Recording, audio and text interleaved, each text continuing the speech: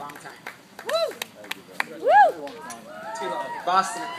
Woo! So I wrote a little something down here, so here we go. But before I start, I wanted to thank the Goldies and the Jennings for having us all here. This is a pretty incredible place to begin a marriage, so let's give the Goldies and the Jennings a quick round of applause. Allora. Here we go. So 10 years ago to this day, Kenny and I had just finished a 6-month trip, living and studying abroad together in Florence. Little did we all know that this trip would change Kenny's life forever. While we came here for an education, it became clear right from the start that studying was not going to be a top priority. The slogan of our 6-month trip quickly became models and bottles. Not much has changed in Kenny's world.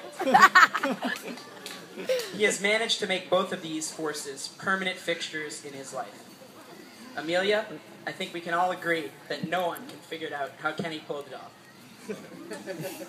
As for the wine, well, for anyone knows that's been to either of their apartments, you know it's completely taken over New York and Boston. Thinking back on my friendship with Kenny, there are many stories that come to mind, and I would like to just share a quick few. The first time that we threw a party together in Boston at a 21-plus club, we were both 18 years old.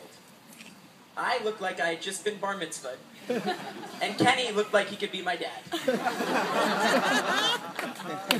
That night, the bouncers at my own party took my fake ID away from me and would not let me in. Kenny had to convince them that I was legit and to let me stay. The next party we threw was actually a success. The club owners tried to shut the place down because it was too crowded. Immediately, I distracted the owner of the club so that Kenny could clear out the register from the door and stuff all the cash down his pants. Oh, boy. I just remember seeing Kenny running down an alley to my car and money flying everywhere. And lastly, I know my wife doesn't like this next story, so babe, earmuffs.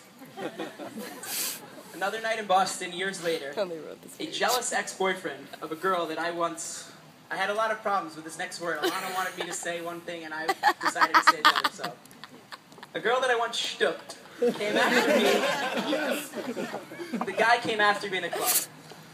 Before I could even get a word in, Kenny had jumped out of his seat, grabbed the guy by the neck in his signature move, just like this, and said, "You're going to have to go through me first." Oh, God. Let's just say that's the last time I ever heard from that guy.